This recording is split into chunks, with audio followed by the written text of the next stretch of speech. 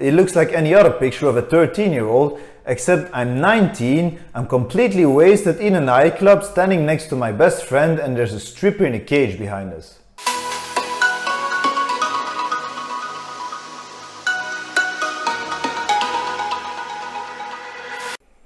Hello and welcome to my very first YouTube video. In this video I'll be talking to you about my transformation.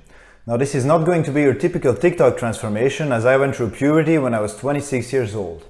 I'll explain in detail what the hell is wrong with me, how I fixed it and how I managed to turn my life around thanks to fitness. There will be a bit of backstory here because for more than 10 years I lived with a broken body and that affected me quite a lot. Regarding the thumbnail image, I'm 25 years old on the left before puberty and I'm 30 years old on the right 5 years after starting HRT. So let's get to it. Normally puberty in boys starts at around 13 or 14 years old. Your brain is making two hormones called LH and FSH. These signal your testicles to start producing sperm and testosterone. Testosterone then slowly starts turning you into a man. You develop what they call secondary sexual characteristics, like a deeper voice, more body hair, a beard, more muscles, a different body shape. Your penis starts growing and your balls get fuller. You also have all the mental changes that go with puberty. Well, this is me at around age 20. I never had those signals. My brain never told my testicles to wake up from hibernation. I learned years later that my pituitary gland doesn't function properly. The pituitary gland is like the command center of pretty much all the hormones in your body, and for me it doesn't work properly. It's like having a beautiful airplane ready to take off, but unfortunately the pilot has a really bad hangover and he doesn't know what he's doing. I had undetectable LH, undetectable FSH, I had an underperforming thyroid gland, I had underperforming adrenals and I had low IGF. Now those are just medical terms. What it means is until I started HRT at almost 26 years old, I had the sex drive of an oyster, I had underdeveloped genitals, I had never had a proper erection in my life, I still had a high-pitched voice, I had no athletic performance whatsoever, I had osteoporosis and I used to wake up at night with pain in my legs or back because I actually had the bones of a person 50 years older than I was. I had joint pain and I had inflammation all over my body because my adrenals weren't functioning properly. Well, in other words, my body was a mess. As a teenager, by the time I was 15, the difference with other kids was really beginning to show. Others were getting heavier voices, muscle, a beard, more confidence, manlier, probably the stuff that changed during your puberty. Well, me, I just stayed the same.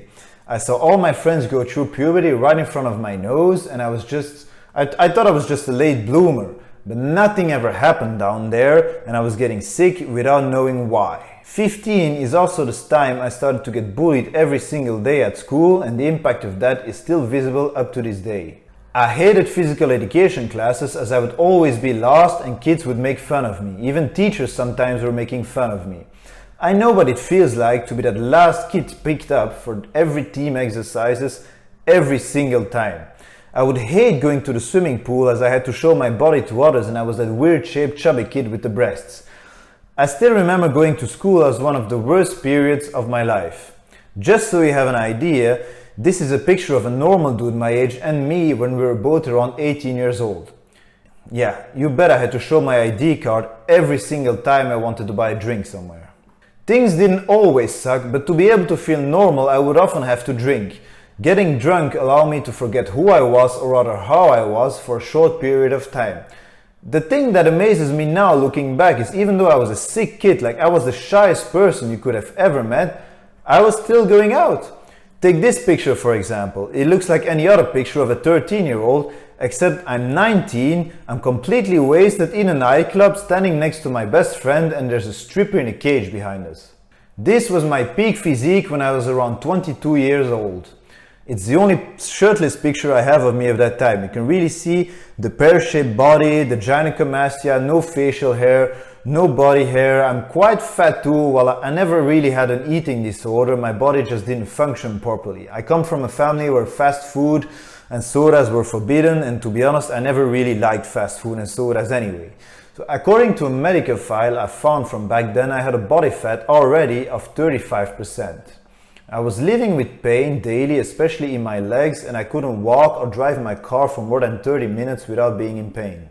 Since I had no testosterone, there wasn't any conversion to estrogen, and I believe my growth plates weren't fused yet, so I kept on growing well into my 20s. I really hated my body back then, and I really couldn't stand the look of others. I would go to the beach in my sweatpants, seriously. Even 10 years later, I still carry the feeling of shame. Even though I have a completely different body now, until last year I was still going to the beach in my sweatpants.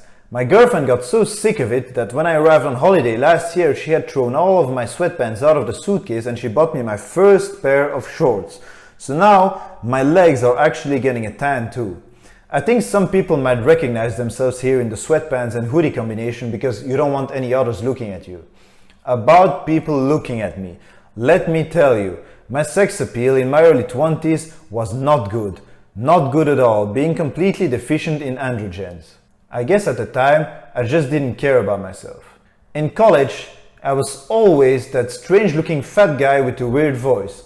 Nice and fun to hang out with, but there's definitely something wrong with him.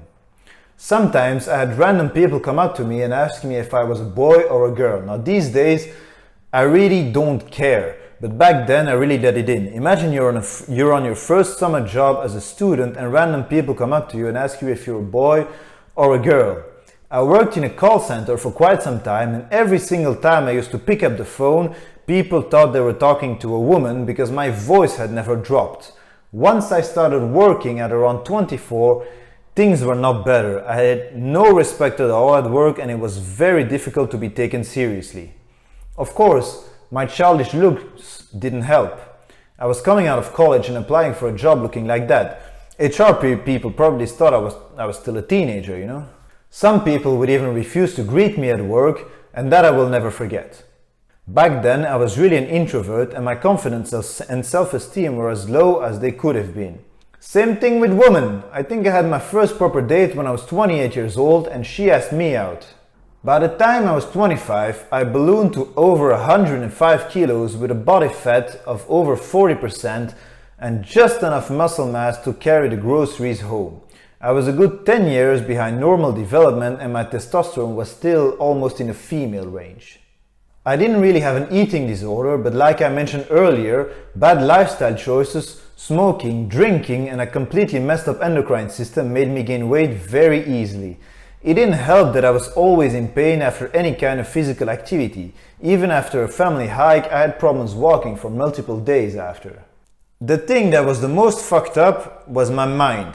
I was hiding major depression to a lot of people and it wasn't fun at all living with a broken body. I was living with pain every single day and that really impacted my well-being, but I never talked about it to anyone. You're probably wondering why I didn't see a doctor sooner, and the answer is quite simple. At 15, I thought I was just a late bloomer, but that's also the time I started to get bullied every single day at school. People who got bullied as a kid, they know what I'm talking about. It can get really bad and it can really have an impact on your mental health. By the time I was 16 or 17, I figured something was seriously wrong with me because I was still shooting blanks. But things were messed up at school and things were even more messed up at home. There was nobody to help me and there was nobody to guide me, and this sent me into a vicious cycle of depression. So I never talked about my real issues to anyone. I never told anyone I was bullied to the point where I really didn't want to live anymore. Of course, kids will be kids. They didn't know I was sick. When I was 19, I went to a GP for some of my symptoms, but unfortunately she didn't take it seriously. She just told me to stop playing video games and to go outside more. Not being taken seriously sent me more into depression, of course. A simple, stupid blood test could have spared me 10 years of misery. I had no connection with my body whatsoever, and that's why the gym became so important to me.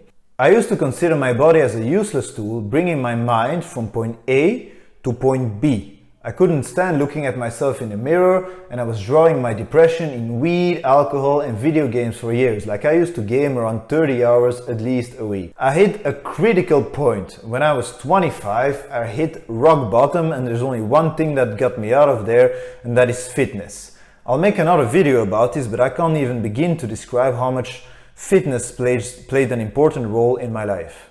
When I was 25, I decided to join a small gym right next to my work.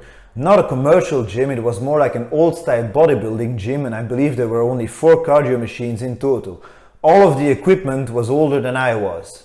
I managed to lose 20 kilos the first year, and I had a girlfriend for a brief amount of time. Now, she was my first girlfriend, and unfortunately she left me the day I opened up to her about my health issues. So that was it. I finally pulled myself together and I went to see a freaking doctor. I went to a local hospital and started with a urologist who quickly forwarded me to an endocrinologist. Of course, getting the help I needed at 25 years of age wasn't really easy because I knew nothing about my condition and I knew nothing about HRT. The only time I had heard about testosterone was in a freaking video game. The first time I saw an endocrinologist, he looked at my blood work and he immediately asked me 2 questions and I will never forget them. Firstly, he asked me if I was on heroin or any other drugs, hard drugs. And secondly, he asked me if I had a micropenis. I had a total testosterone of 80 nanograms per deciliter and it was the lowest he had ever seen for my age. It's about 1/10 of what you would normally expect. My LH and FSH were undetectable. I could basically have no testicles at that time, it wouldn't have made a difference. The only testosterone I had was made from my adrenals. I still had 4 times more testosterone than Isaiah Miranda. Thank you for your video, by the way, Derek from moreplatesmoredates.com. Like I said, back then I didn't know anything about HRT, so I just blindly followed my first endocrinologist. On my journey I had to deal with a lot of incompetence from my doctors. I got accused wrongly of taking steroids, I had to deal with doctors who thought estrogen is only relevant for women, I had to deal with laws changing in my country and with shortages. I even had one moron who would not believe that I have a sense of smell. Like literally, I'm one of those kinds of person that literally has to smell everything. From water to raw chicken to nipples, ass, you name it, I've smelled it. Nothing goes near my mouth before I smelled it. Yet somehow the guy didn't believe that I had a sense of smell. I get it, the guy thought I might have Kalman syndrome and that affects the sense of smell, but my nose works perfectly and I know it. It's a sad thing, but most doctors and endocrinologists that I have met don't have the proper knowledge on HRT, and I learned that the hard way.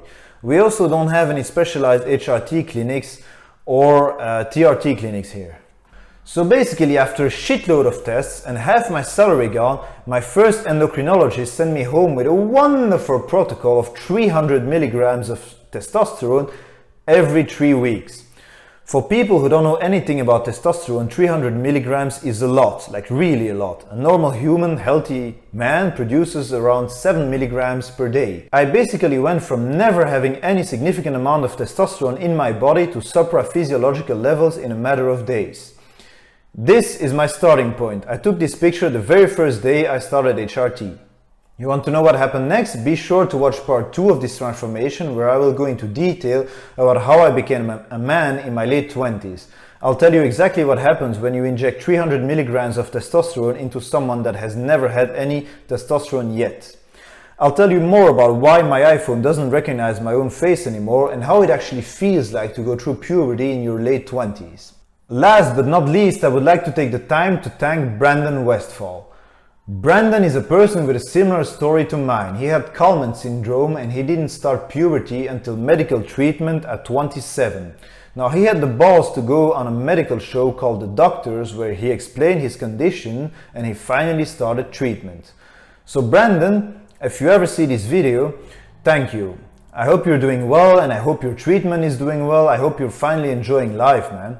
Seeing your documentary about 5 or 6 years ago really helped me, and at least it showed me that I wasn't the only one dealing with this shit.